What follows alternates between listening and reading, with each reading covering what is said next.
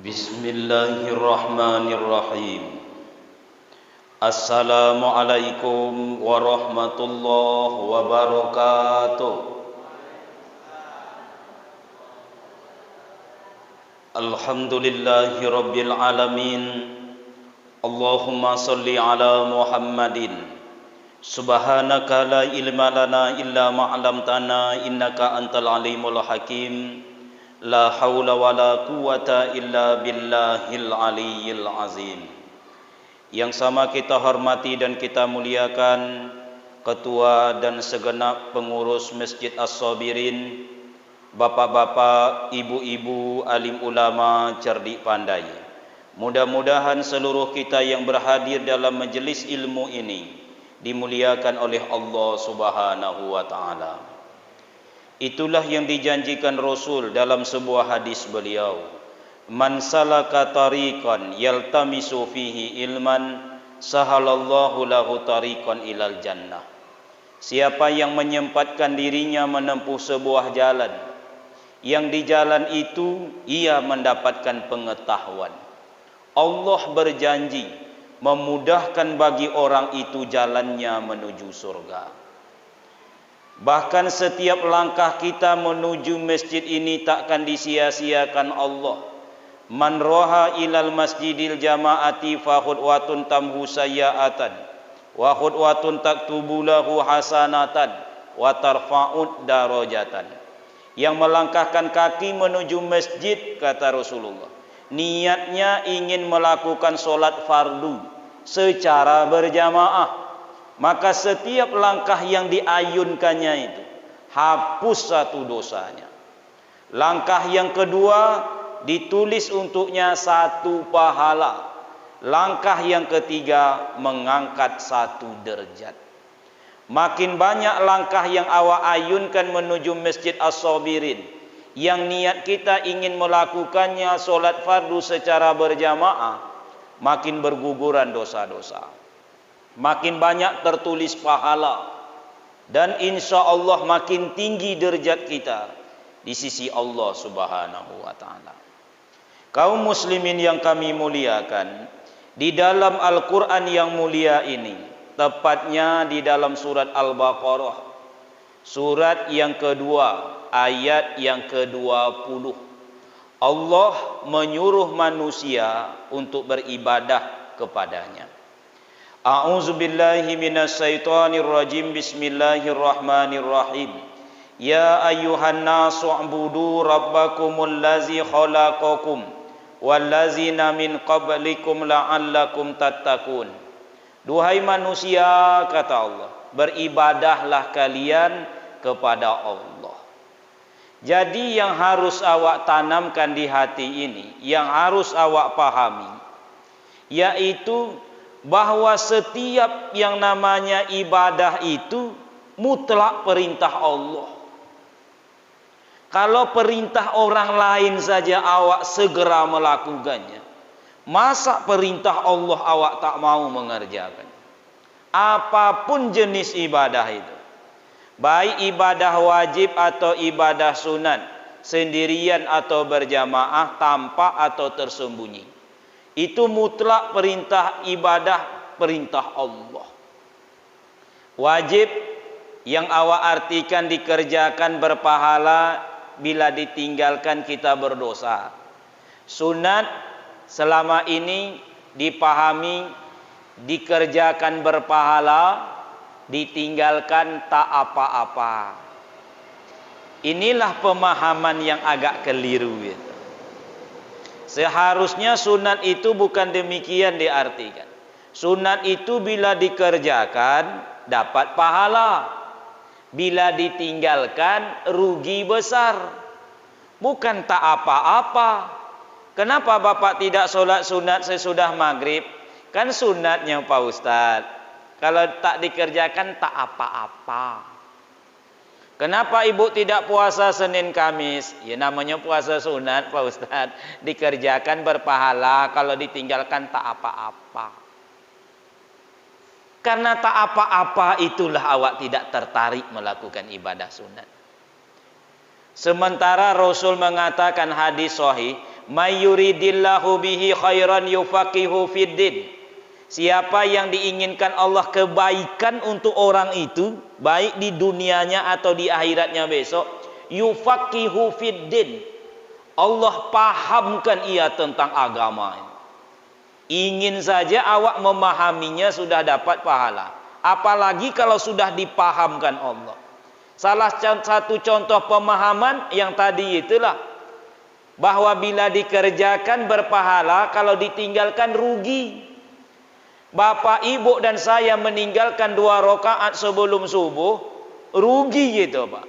Rakaatul fajri khairum minad dunya wa ma fiha. 2 rakaat sebelum subuh, solat sunat fajar, lebih baik dari dunia dengan segala isinya. Awak tinggalkan, apa ndak rugi ini? Kehilangan seperti dunia dengan segala isinya, apa ndak rugi? Jangan disebut tak apa-apa. Tak apa-apa. Salah itu Pak. Kerjakan dapat pahala, tinggalkan rugi. Atau ibadah itu ibadah yang berhubungan langsung dengan Allah. Solat, puasa, zikir. Ibadah lewat hubungan sesama manusia. Ketaatan kita kepada orang tua atau mertua. Kepatuhan istri sama suami, kebaikan kita dengan tetangga. Itu ibadah yang dihasilkan lewat hubungan sesama manusia. Atau ibadah yang dihasilkan lewat hubungan dengan alam. Ini malah yang paling banyak memasukkan awak ke dalam surga. Bukan solat puasa secara hubungan kepada Allah, lewat lingkungan. Rasul menjelaskan, kalau tidak besarlah hubungan ibadah seperti ini, takkan ditengokkan oleh Allah kepada Rasul. Hadis diriwayatkan oleh Al-Bukhari. Rasul menceritakan, tak kala aku dimi'ratkan oleh Allah, aku menengok ke dalam surga. Rupanya surga itu bisa ditengok dari luar, dan orang dalam bisa pula nengok keluar. Aku menengok ke dalam surga, kata Rasul. Di dalam surga ada seseorang tengah menikmati kenikmatan surga. Kalau begitu Pak Ustadz, ada orang duluan masuk surga? Ndak, ini gambaran. Rasulullah orang pertama masuk surga. Dari sekian banyaknya Rasul, Rasul Mustafa Iwal Mursalin ini nomor 1 masuk surga. Dari sekian banyaknya umat Nabi Muhammad ini pula yang duluan masuk surga. Yang ditengok Rasul, gambaran. Kayak film lah Pak. Orang itu, kata Rasul, pernah melakukan satu amalan kecil. Hubungan dengan lingkungan ini. Apa itu? Membuang kayu yang melintang di jalan. Dia berjalan, nampak dia kayu terlintang di jalan itu. Diambilnya, dipotongnya, dipinggirkannya. Tidak ada yang nengok ibadah itu. Allah nengok. Tidak ada yang memuji. Allah yang muji. Tidak ada yang menghargai. Allah menghargai. Kalau Allah sudah memuji, menghargai, menengok, lebih daripada makhluk. Apa itu? Dibalas dengan dimasukkannya ke dalam surga. Ini bukan berarti amalannya cuma itu saja, tidak dapat. Nanti apa ambil pula pemahaman, besok nampak kayu, kaca dan paku dipinggirkan, sudah itu berhenti solat, tidak puasa, tidak bersedekah. Ngapa Pak? Awaklah membuang kayu Pak Ustadz. Insya Allah lah. Oh, tidak ada Bapak Ibu. Menunjukkan besarnya hubungan kita dengan lingkungan itu, pengaruhnya di sisi Allah. Atau ibadah yang disuruh itu ibadah yang dibagi oleh ahli fikih. Ada ibadah dalam syariat awak ini namanya ibadah qalbiyah, ibadah hati. Kalau ditengok dari luar kayaknya Bapak tuh diam saja, duduk saja, nyandar saja. Tapi sebenarnya sedang beribadah dicatat oleh Allah. Kenapa? Dia merasa ditengok, ditatap, dilihat oleh Allah. Ibadah hati. Berharap kepada Allah, ibadah hati. Ingat kepada Allah, ibadah hati. Takut kepada Allah, ibadah hati. Tak nampak dari luar, tapi hati sedang beribadah. Ada namanya ibadah lisaniyah, ibadah lisan. Assalamualaikum kanan, assalamualaikum kiri, langsung awak baca istighfar 3 kali. Sebenarnya Bapak Ibu, Rasulullah itu tidaklah meninggalkan sajadah kecuali menyelesaikan 7 bentuk bacaan, dan itu ibadah lisaniyah, lisan. Awak sebahagiannya, mungkin awak secara pribadi terlalu STM dalam hidup ini, sibuk tidak menentu. Orang sempat duduk sejenak, awak tak sempat duduk. Entah apa dan awak sibukkan pun. Tak sempat berzikir. Orang membaca Allahumma antas salam wa minkas salam, awak Allahumma lantas jalan. Tak sampai berzikir. Rasul tak tinggalkan ini doh, Pak. 1, beliau membaca istighfar 3 kali. Astaghfirullah. Beliau membaca la ilaha illallah wahdahu la syarikalah, lahul mulku wa lahul hamdu wa huwa ala kulli syai'in qadir. Bila selesai maghrib dan subuh, hadis mengatakan 10 kali dibacanya. Bila selesai isya, zuhur dan asar, 3 kali beliau cuma membacanya. Beliau membaca Allahumma antas salam wa minkas salam sampai ke ujung. Beliau membaca Allahumma la mani alima. Beliau tak pernah meninggalkan bacaan ayatul kursi. Beliau membaca 3 kul. 3 kulnya bukan 3 kul, enggak gitu doh. 3 kul itu kul huwallahu ahad sampai ke ujung. Qul a'udzu birabbil falaq sampai ke ujung. Qul a'udzu birabbin nas sampai ke ujung. Nah, yang ketujuh beliau membaca subhanallah 33, alhamdulillah 33, Allahu akbar 33, ditutup dengan kabiro. Barulah beliau meninggalkan sajadah. Ini uswatun hasanah, contoh yang sangat membahagiakan dunia akhirat ini. Awak belum tentu lagi Bapak Ibu masuk surga. Jangan-jangan pasti masuk neraka. Maka jangan tinggalkan ibadah lisaniyah. Mulai bekerja, Bu, sentuhlah dengan nama Allah, bismillah. Selesai alhamdulillah. Terlanjur berbuat dosa, astaghfirullah. Jangan astagfirullah, apalagi astaganaga. Sekarang kan ada istighfar gaul, astaganaga, astaghfirullah. Berjanji ya, Wak, jangan swear ya, jangan. Insya Allah, takutlah haula wala quwata illa billah, mendapat musibah. Inna lillahi wa inna ilaihi rajiun. Allazina iza asabat musibah qalu inna lillahi wa inna ilaihi rajiun. Sekarang orang ada dia dramatisasinya. Mudah-mudahan husnul khotimah, sering kan? Padahal enggak, inna lillah wa inna ilaihi rajiun. Husnul khotimah itu didoakan sewaktu orang sedang sakarat, sewaktu orang diperkirakan akan meninggal. Bapak ibu tuh sudah 2 minggu dirawat, nampaknya ndak ada harapan. Berat betul sekarang, udah sekarat betul. Ya Allah, mudah-mudahan beliau husnul khotimah, baru betul. Orang sudah meninggal, si anu meninggal, lalu dijawab, mudah-mudahan husnul khotimah. Iya, kalau dia mati dalam keadaan orang baik. Kalau dia mati sedang memegang minuman keras di sebelah kanan, betino sebelah kiri tidak berkain, lalu duduk di meja judi, serangan jantung mendadak. Kata ibu, mudah-mudahan husnul khotimah. Geram malaikat menonganya. Kan baiknya Pak Ustadz, husnul khotimah kan baik. Baik Bapak Ibu, belum tentu benar. Ucapan alhamdulillah baik enggak? Baik kan? Alhamdulillah kan baik. Tapi belum tentu benar itu. Orang jatuh di situ. Apa tuh jatuh? Alhamdulillah. Baik. Enggak jadi baik itu. Harus ditempatkan juga. Jadi mudah-mudahan husnul khotimah ini untuk orang yang seperti tadi. Sudah sakarat, nampaknya dia orang baik, ya mudah-mudahan husnul khotimah. Jangan setiap orang sakit didoakan husnul khotimah. Kata Pak Ketua umpama atau kata Pak RT, agak sakit kepala ambo, mudah-mudahan husnul khotimah. Itu nyuruhnya copek mati namanya itu. Ngamuknya sama awak. Nah, kaum muslimin, ibadah lisaniyah. Ada namanya ibadah badaniyah. langkah kaki menuju masjid, langkah kaki menuju ilmu, langkah kaki menuju silaturahmi, langkah kaki menuju Mekah Madinah sana. Fisabilillah, orang berperang, ibadah jasadiah, badan. Berdiri solat, rukuk, sujud, ibadah jasadiah. Puasa Senin Kamis, ibadah jasadiah. Nah, yang keempat ada namanya ibadah maliyah, ibadah harta.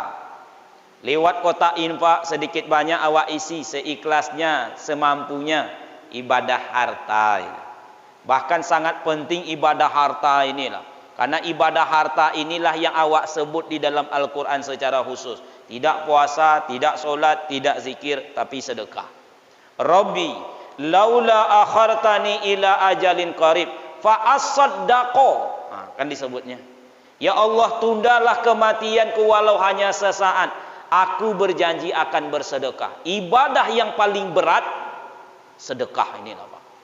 Kalau solat banyak orang bisa solat, zikir bisa, doa bisa, tapi kalau sudah dikeluarkan, mak berpikir 10 kali itu, Pak. Makanya yang di dalam kotak infak mohon maaf lah, banyak uang 2000. Mohon maaf lah, Pak. Ruko apa tu 20, infaknya 2000. Lah lain tipe Ustaz daripada indah. Cuman masuk ke dalam WC 2000 yo, itu masalahnya, Pak. Masuk surga 2000 enggak mungkin tuh. Nah, Bapak Ibu yang berbahagia, namanya ibadah maliyah itu.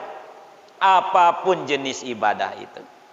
Wajib, sunat, sendirian, berjamaah, tampak, tersembunyi, dan selanjut dan seterusnya. Yang penting awak pahami, setiap ibadah yang disuruh diserukan itu mutlak perintah Allah. Kalau Allah sudah memerintahkan awak, maaf Ustaz, saya jarang menengok ke sebelah sini ya. Siko ndak ada orangnya kemari, jadi boreknya kemari saja. Kalau saya kemari pula, kalau Ustaz nak ditengok kemari Ustaz. Pak Imam kita masih muda dan saya yakin masih bujangan. Iya, carilah orang Siko, tinggal Siko awak. Kaum muslim ini yang berbahagia, mutlak perintah Allah. Perintah orang lain saja awak patuhi, awak dapat keutamaan. Bagaimana mungkin bapak dan ibu saya melakukan perintah Allah tidak dapat keutamaan? Terlalulah rasanya, Pak. Maka tak kala Allah menyuruh kita melaksanakan sebuah ibadah, paling tidak menurut Al-Quran walaupun banyak, ada 3 kemuliaan yang diperoleh. Yang pertama adalah manusia disuruh Allah ibadah. Ujung ayat tengok, wahai manusia, beribadahlah kalian kepada Allah yang sudah menjadikan kamu dan orang-orang sebelum kamu. Ujung ayat, mudah-mudahan la'allakum tattaqun, kalian menjadi orang bertakwa. Itu kata Allah. Memang nampaknya kata takwa ini kan ringan saja, sepele saja. Oh, mudah-mudahan jadi orang bertakwa. Tapi takwa inilah kedudukan paling tinggi. Inna akramakum indallahi atqakum. Manusia yang paling mulia di sisi Allah di antara kamu, kata Allah, mereka yang sudah sampai ke derajat takwa. Dan takwa itu, kata Allah, bisa diperoleh sejauh mana kemampuan awak memaksimalkan ibadah. Jadi kalau nak menengok orang bertakwa, tidak payah. Saya sendiri tidak bisa menunjukkan. Kalau begitu Pak Ustaz, tunjuklah salah satu kami ini mana yang bertakwa kira-kira. Oh, tidak bisa. Ibu-ibu nih mana yang takwa? Tidak bisa saya nunjuk tuh, Bu. Yang pakai masker umpamanya. Yang tidak pakai masker apa tidak bertakwa? Bapak yang bertakwa adalah yang pakai kopiah putih, nombor kopiah hitam. Yang berjubah saja, kami yang tak berjubah, Pak ke seorang cuman yang masuk. Tidak bisa, Pak. Lalu mana manusia yang sudah sampai ke derajat takwa? Tengok perintah ini kembali. Yang disuruh Allah kan ibadah. Kalau nak menengok orang yang sudah sampai ke derajat takwa, tengoklah ibadahnya. Makin orang itu memaksimalkan ibadah, insya Allah makin sampai ke derajat takwa. Maka kalau nak memaksimalkan ibadah, sebenarnya ulama sudah menyusun. Kalau nak maksimalkan ibadah, satu, kuasai caranya. Semakin benar caranya sesuai dengan cara yang dicarakan Rasul dan para sahabatnya, masalah khusus ibadah ini, semakin dekat ke takwa. Tengok cara. Yang kedua, tengok waktunya. Caranya sudah mantap, elok, tertib, teratur. Cuman solat subuhnya lah jam 7, solat asar hampir maghrib. Menelok dia pak, terlambat torui. Ya Rasulullah, ayyul amalu ahabu illallah. Tanya Abdullah ibnu Mas'ud radhiyallahu anhu, wahai Rasulullah, apa amal yang paling dicintai oleh Allah? Suka Allah nengok amalan itu kalau kerjakan. Maka Rasul menjawab, as-sholatu ala waktiha. Kau solat di awal waktu. Itu tandanya waktu mempengaruhi maksimal tidaknya ibadah awak. Walaupun benar, tapi akhir waktu ndak hidup pak. Yang ketiga, tengok tempat. Bapak itu solatnya mantap sesuai sunnah di awal waktu, tapi solat 5 waktunya di rumah. Ndak juga tuh. Karena solat 5 waktu, apalagi laki-laki, harus ke masjid. Itu yang tertanam di hati sahabat. Sehingga Sauban An-Nabawi 3 jam berjalan baru sampai ke masjid, tak tertinggal takbiratul ihram. 3 jam. Awak 3 minit. Nunggu komat dulu. Alun kau mau sojik le pak. Alun orang komat le. Syaratnya harus komat. Begitu komat baru terlari-lari. Lau ta'lamun nasu ma fin nada'i wasofal awali thumma lam yajidu illa yastahimu lastahamu. Seandainya tahulah orang tu apa keutamaan isi azan, lalu dia mendapatkan saf pertama, kemudian dia tak mendapatkannya kecuali harus mengundi dulu, pastilah mereka mengundi dulu. Itu tandanya besar utamanya.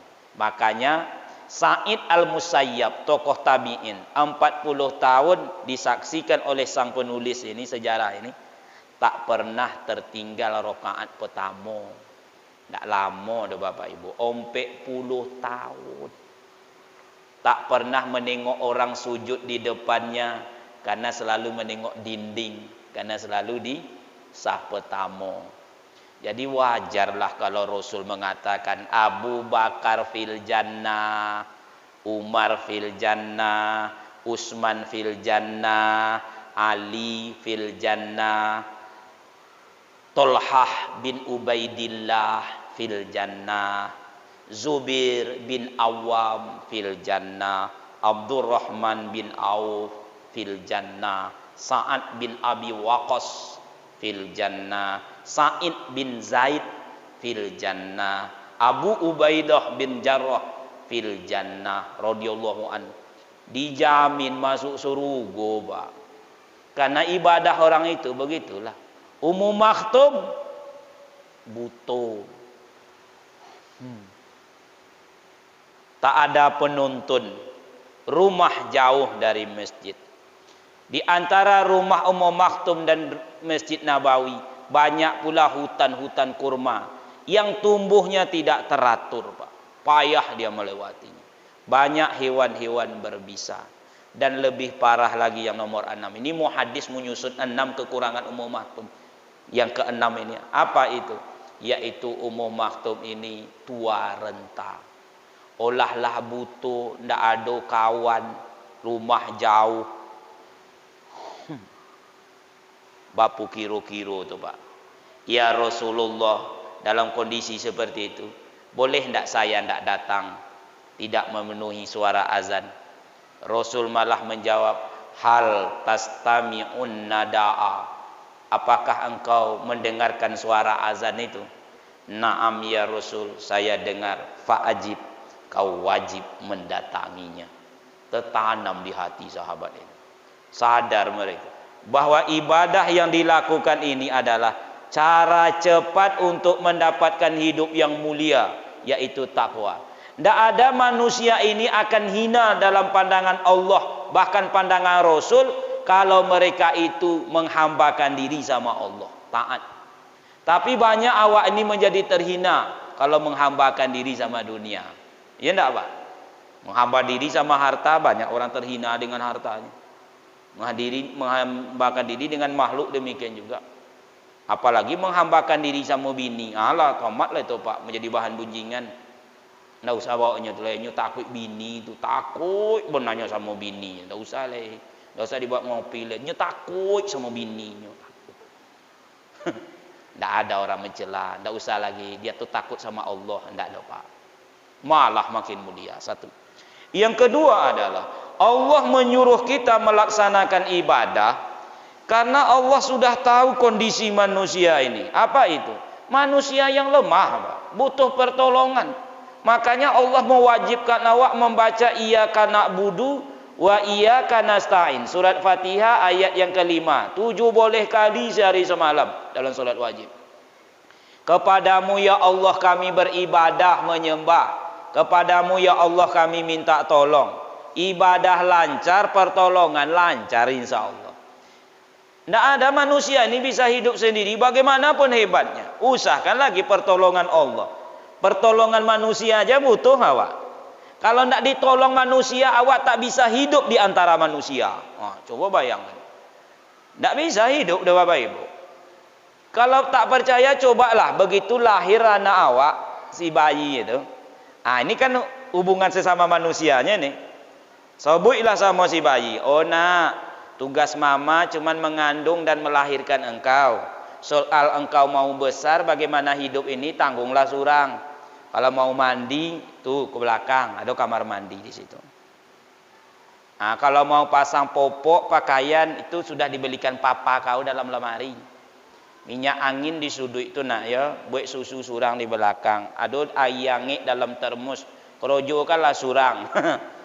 Terlumpek-lumpek lah bayi tadi. 2 hari mati anakku insya Allah, Pak. Kalau tidak ditolong. Awak ini bisa membaca, tidak dapat mimpi, bukan lewat ilmu laduni. Tiba-tiba ibu bangun pagi hari waktu umur 7 tahun, langsung bisa membaca. Tidak ada, Bapak Ibu. Ada guru SD awak zaman dahulu, Pak, keluar urat lehernya mengajar awak. Ini. Bu bude idi budi. Iya enggak, Pak? Ini budi. Dah kayak 10 kali sampai ke bawah. Ini budi. Iwan adik budi. Wati kakak budi. Masih ingat sampai kini? Tupai. Ada judulnya tupai. Tupai di pohon kelapa. Budi melihat tupai. Tupai itu lari. Kring. Bunyi becak berdering-dering. Baru awak pandai membaca hari ini, Pak. Usahakan untuk perkara itu lagi, Bapak Ibu. Imam yang 30 juz sekalipun, kalau tidak dibantu oleh satu jamaah, solat sendiri namanya. Tak percaya boleh coba. 30 juz, merdu. Alhamdulillahirabbil alamin.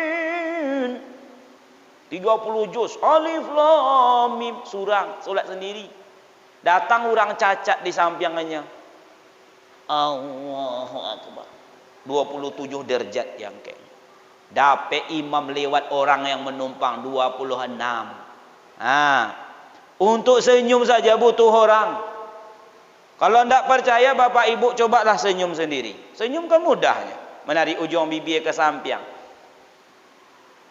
Tubasumika fi wajhi wa ahika sedekah. Senyum yang engkau ciptakan di wajahmu ini, itu sedekah baru-baru wa ahika sedekah. Bukan sembarang senyum yang kau berikan kepada saudaramu. Bapak duduk di sudut musoji lalu senyum surang-surang. Keluar dari masjid nampak tiang listrik. Nampak kandang ayam. Matang sawit. Gilo awak disobai orang, Pak.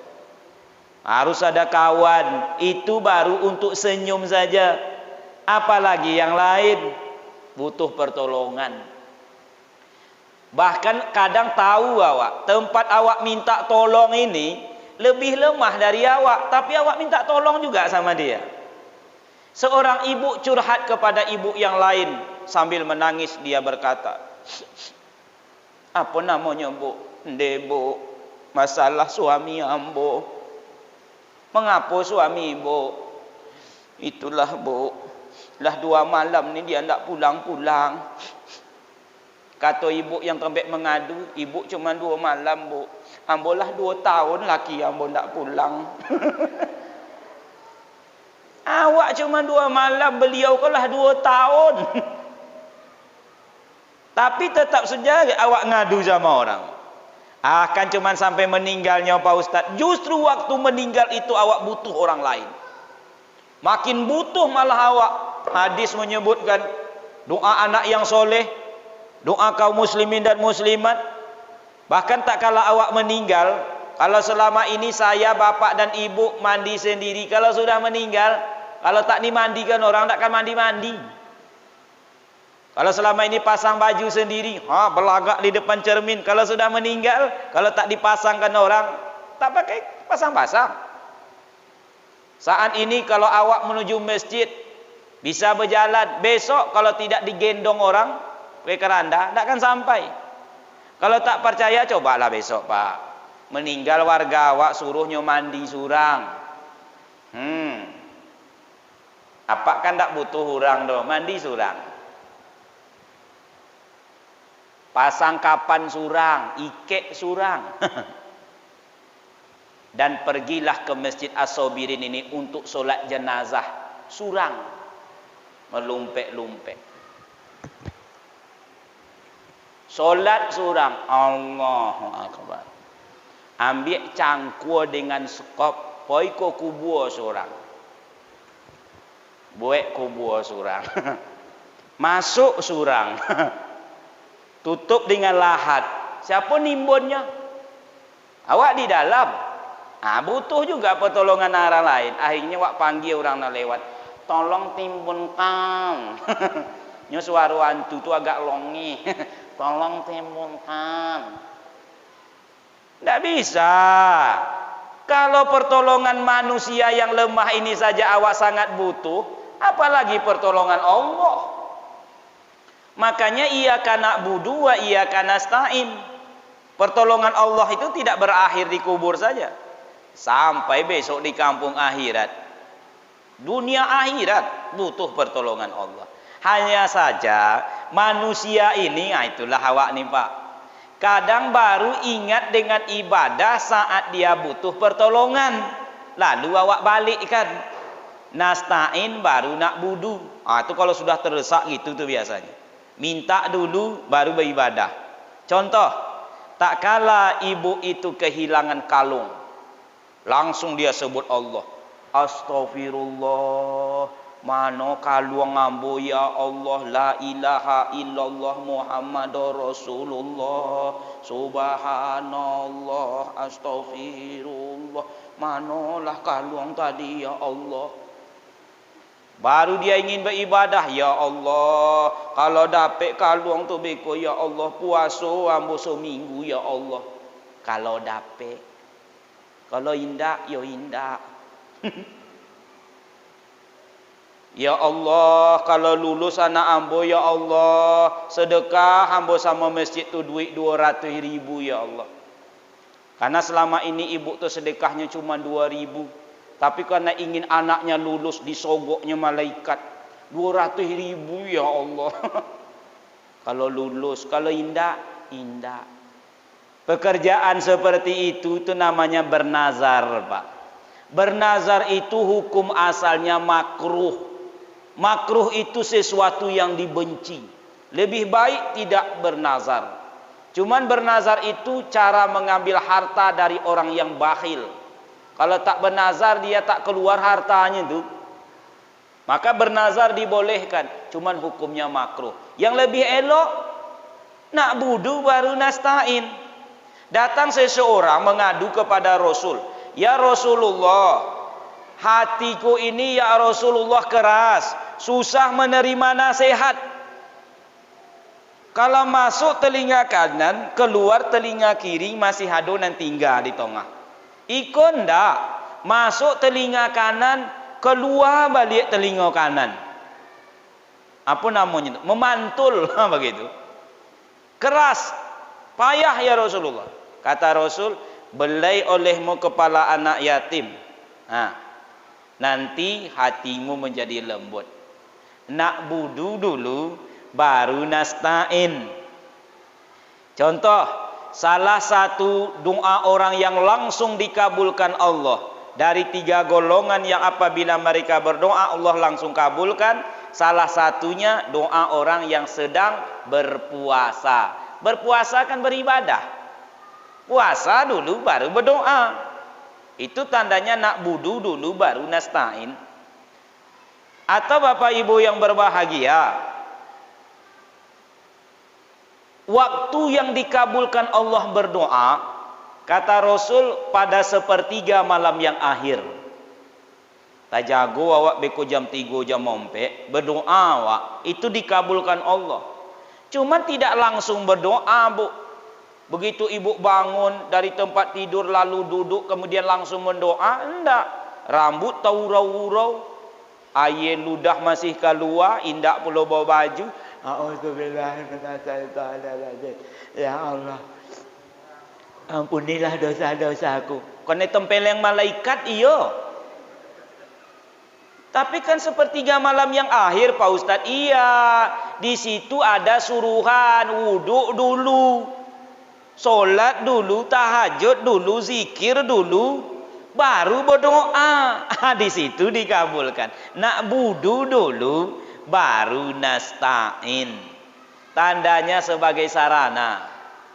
Datang seseorang kepada Ibnu Mas'ud.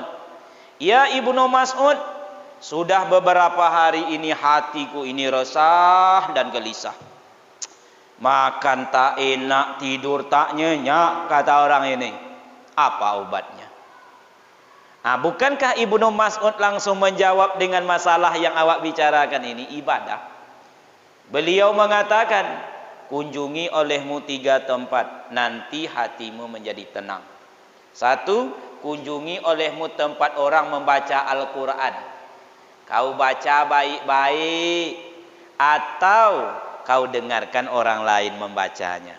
Dengarkan baik-baik. Yang kedua, kunjungi olehmu majelis ilmu yang membicarakan tentang kebesaran hukum Allah." Nih awak nih lah Pak. Ini obat hati juga nih rupanya menurut Ibnu Mas'ud. Jadi kalau agak galau-galau ngene, hadirlah dalam risau-risau, hadir dalam majelis ilmu. Duduk awak. Insya Allah tenang. Yang ketiga kata Ibnu Mas'ud, engkau menyepikan diri sepertiga malam yang akhir, solat malam. Pak Ibu yang berbahagia, pulanglah orang yang risau hatinya ini. 1 baru dikerjakan, diambilnya Quran, dibacanya baik-baik. Kemudian besok dijumpainya Ibnu Mas'ud. "Ya Ibnu Mas'ud, sekarang hatiku sudah tenang, jiwaku pun sudah lapang." Kata Ibnu Mas'ud, bila hatimu tidak tenang dengan melaksanakan yang disuruh Ibnu Mas'ud, salah satunya baca Quran, tidak tenang hati dengan baca Quran, Pak. Tidak tenang hati. Kata Ibnu Mas'ud, mintalah kepada Allah supaya Allah tukar hatimu dengan hati yang lain. Karena hati yang tidak tenang dengan ibadah baca Quran bukanlah hati seorang mukmin. Tidak tenangnya baca Quran doh, Pak. Bismillahirrahmanirrahim. Makanya bacanya elok-elok. Harus sepenuh hati, hantamkan ke hati itu obat hatinya. Wasyamsi waduhaha wal qamari idza talaha.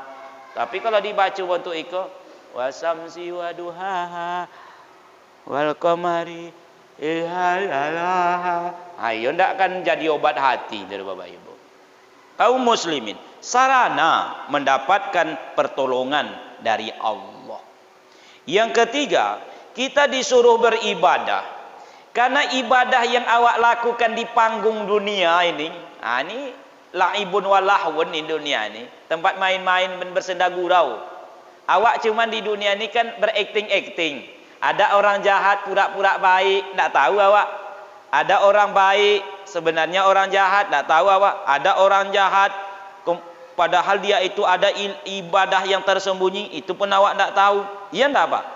Namanya juga berakting, tidak yang sebenarnya. Nah, apa kunci keberhasilan? Tak kala besok awak terakhir dipanggil oleh Allah, fadkhuli fi ibadi wadkhuli jannati. Masuklah ke dalam kelompok hambaku, masuklah ke dalam surgaku. Baru dipanggil hamba Allah kalau dia mampu melaksanakan tugas kemarin, ibadah kepada Allah. Disitulah baru tahu apakah awak sukses selama 60 atau 70 tahun di dunia atau tidak, tergantung termasuk tidaknya awak dipanggil besok. Fadkhuli fi ibadi wadkhuli jannati. Masuklah ke dalam kelompok hamba-hambaku, masuklah kalian ke dalam surgaku. Kaum muslimin yang berbahagia, mudah-mudahan kita bisa memahaminya, tapi yang terbaik mampu mengamalkannya dalam kehidupan sehari-hari tentunya. Bapak Ibu yang berbahagia, untuk istiqomah dalam melaksanakan ibadah, apa saja gangguan-gangguan ibadah yang selama ini awak rasakan, insya Allah kita sambung pada pertemuan yang akan datang. Lebih dan kurang mohon maaf. Subhanaka Allahumma wa bihamdika, asyhadu an la ilaha illa anta, astaghfiruka wa atubu ilaik. Assalamualaikum warahmatullahi wabarakatuh.